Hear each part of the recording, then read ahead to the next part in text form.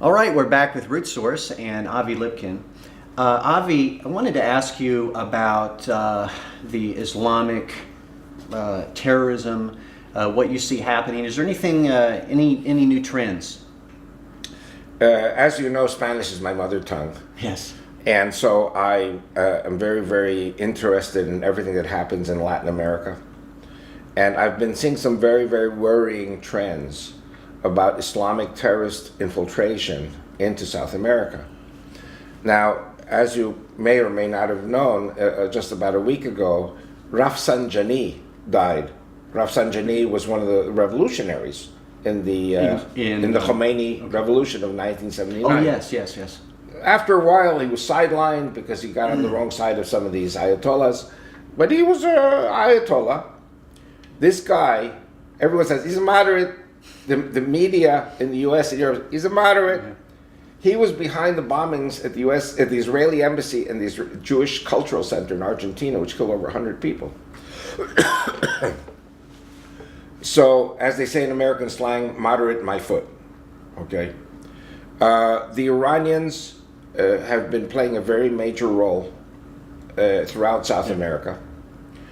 The bombings in Argentina, in Buenos Aires, came out of Islamic Shiite terrorist cells in a very sensitive border area between Brazil, Paraguay, and Argentina.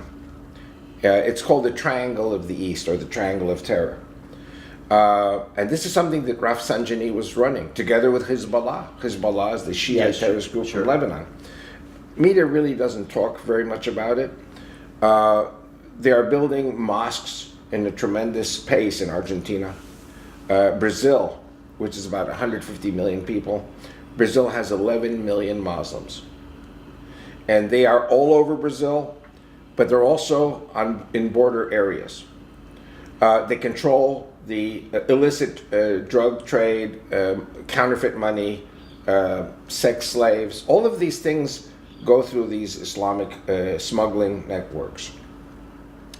My wife's sister served with her husband in Maracaibo as Jewish Israeli emissaries. And one day they took a drive from Maracaibo, 1 hour drive, to a city called Macay. Macay is in Venezuela, right on the border there. And everything was written in Arabic when they drove into the town, in the middle of the jungle. You know, Colombia, Venezuela, jungle. Yeah. And so my sister-in-law, who like my wife is Egyptian, asked them, tell me, what's going on here? Oh, we're businessmen and we do all kinds of business, and if you want to work with us, we'll sell you drugs, we'll buy drugs, counterfeit dollars, stolen cars. Oh, your car came with your car. We will buy your car, drive you back to Colombia, and then you can claim the insurance. The car was stolen. All kinds of...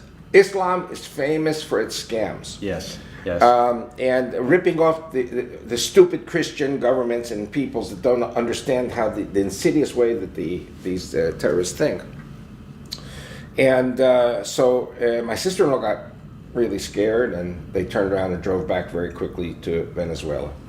Now, I don't know if you know this or not, but today Venezuela has been destroyed by its communist socialist system. Chavez started it, Maduro continues it, and people in Venezuela are starving.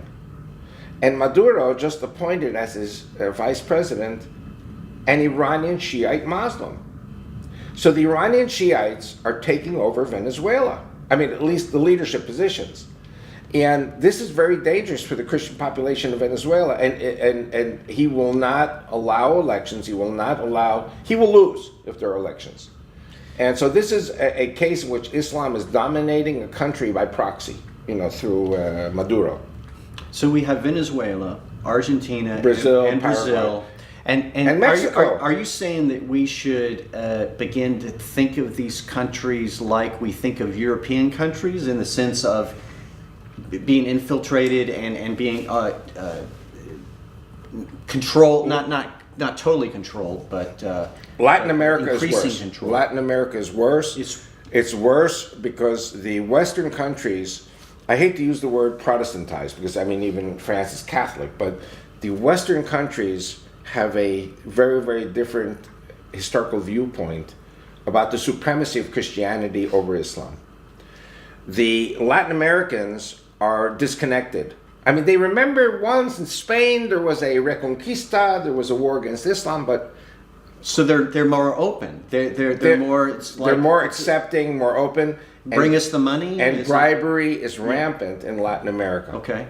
And so Latin America is in a very dangerous situation. And I would say the United States is in a very dangerous situation if the United States does not address the problem of Islamic infiltration and Islamic domination. In other words, should Trump be an imperialist regarding Latin America? The answer is absolutely yes.